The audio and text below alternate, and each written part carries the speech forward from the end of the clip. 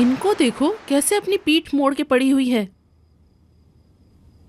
एक ने खुद को लटकाया और दूसरी ये कमी पूरा करने का सोच रही है। नजर, क्या तुम सारा दिन ऐसे ही पड़ी रहोगी? ये मत कहना कि थक गई हो, काम संभालो अपना। सिर्फ बावर्ची खाना साफ हुआ है अभी तक, अभी टीवी लाउंज और खिड़कियां बाकी हैं, कालीन भी साफ करने हैं। मेहमान आएंगे बेटी, कल ईद है, हम जलील हो जाएंगे। सुन रही हो ना तुम?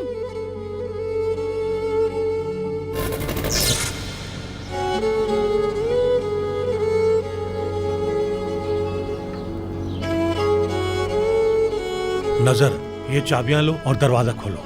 तुम्हारी बहन को लेकर आता हूँ।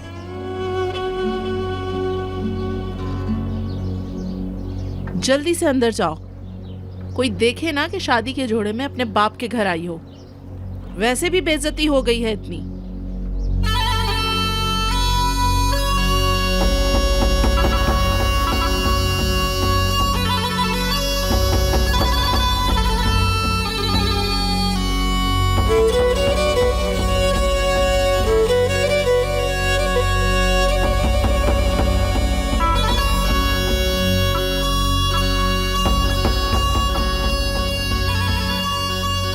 अरे देखो कैसे बैठी है।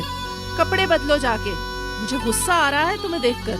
मैं जैसे बहुत खुश हूँ ना अम्मी, मेरी तो किस्मत खुल गई थी ना। वो आदमी कातिल निकला।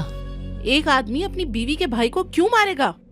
कौन जाने भाई बहन ने क्या किया है उसके साथ। वैसे भी सारी मुसीबतें उस लड़की की वजह से आई हैं। हाँ, बस करो, उस आदमी का दिफा नहीं करो। क्यों नहीं करूं? तुमने अपने लिए क्या ताहिर को मारने की कोशिश नहीं की? शायद विदात ने भी अपने वकार के लिए उसको मार दिया हो।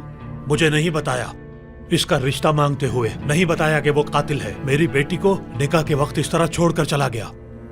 मर्द अपने किए हुए हर अमल पर डट कर खड़ा होता है, भागता नहीं है। और उतारो तुम ये कपड़े, चलो जाओ।